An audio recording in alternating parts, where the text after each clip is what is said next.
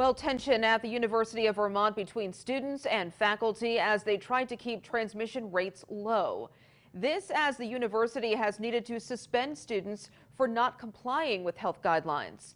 Local 44's Jolie Sherman with more. UVM students went from testing once a week to twice a week starting March 1st.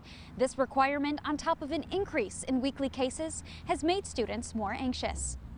If students miss their scheduled test or don't comply with the guidance, they could be fined or even suspended.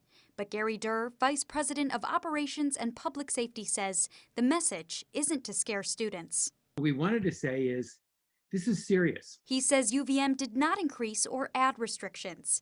He said they increased consideration for sanctions. But if a person had been involved in multiple violations over a period of time, and we said, you can't be doing this, you can't be doing this, and we've said it 4 times now, we would consider an increased sanction for that. The twice-weekly testing procedure was initiated in response to a surge in cases in February. At the same time, some students don't agree with the school's approach. I missed a test in my fall semester, and that was totally accidental, and I thought that I had another day to get it, and it turns out I didn't.